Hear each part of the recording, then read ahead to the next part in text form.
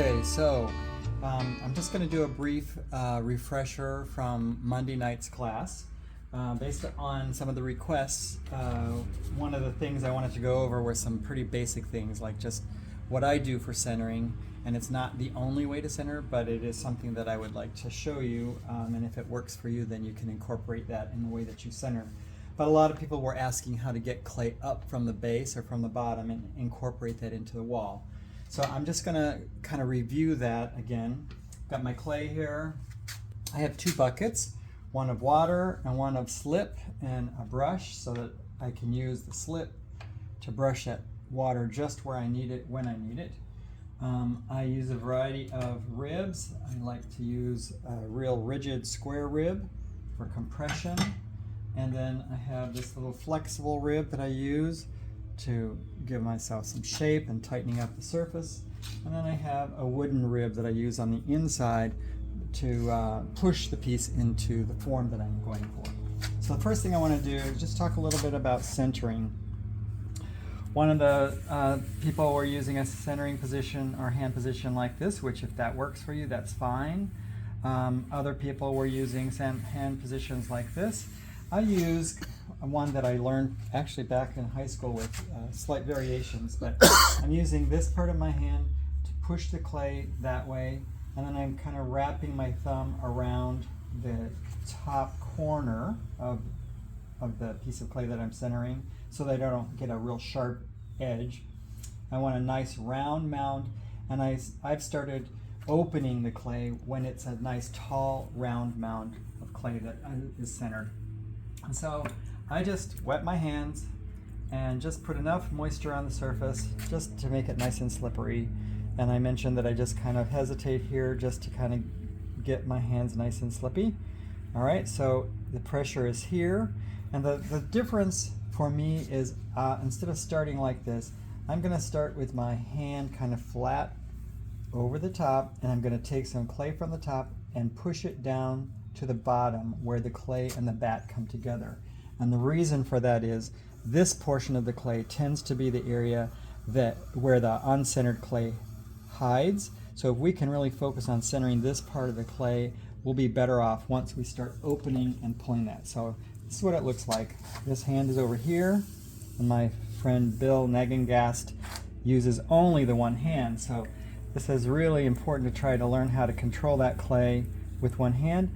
And then I'm taking this hand, and I'm pushing the clay from the top down to where the clay and the bat meet.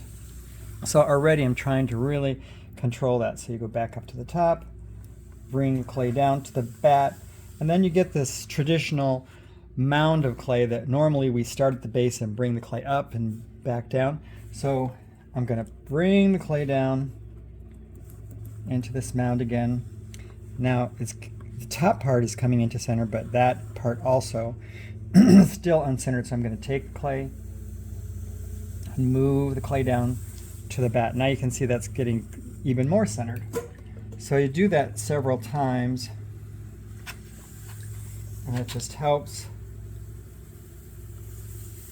center that part of the clay. Now you can focus on centering the top, and my method of centering is using this. You can see wherever the slip is, that's where your hand is really touching. So it's like right there. And then this hand on the top is like a karate chop, but it's also going over this corner. You want that corner to be nice and round. And that little click sound you hear is just the bat pinholes are a little bit large. All right, so for the sake of just moving forward, I'm going to say that's good enough. Now the Jose method of opening is when he brings this clay up into a high mound like that, your thumb is just naturally right there, so you can just keep the clay centered on the outside while your thumb is establishing the opening. And when your thumb has gone down as far as you can, then you can continue with your fingertips. And I'm not diving straight down. My hand is at an angle, and I push down until I get about a half an inch from the bat. And the way you test that is you take a needle tool, stop the wheel, push it down until it stops, take your finger down to where it meets the clay, take it up, and then you look at that. That's about a 1/2 inch.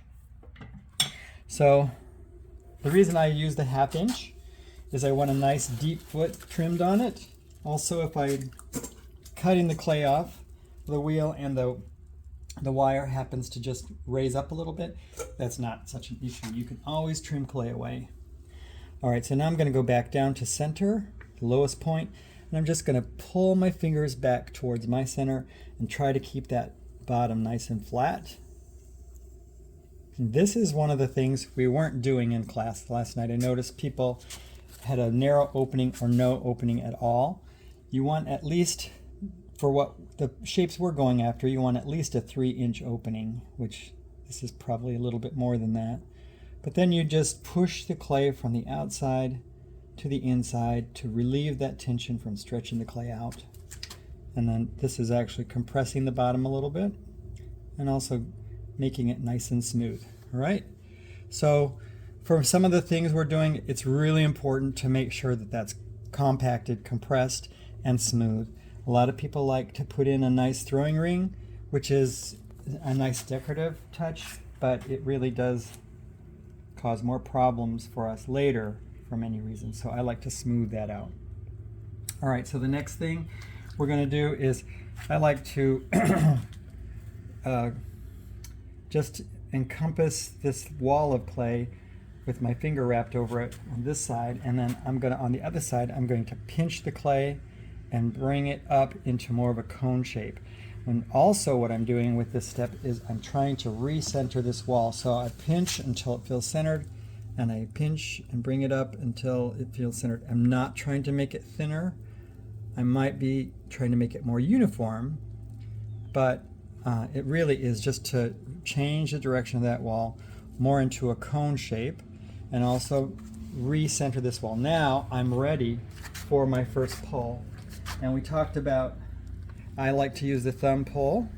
People, Keith here uses his knuckle. Some people use a finger. Whatever, it's all pretty much the same concept. So for people who are looking to get more clay up from the bottom, this is what I'm going to say. You push the clay from the inside.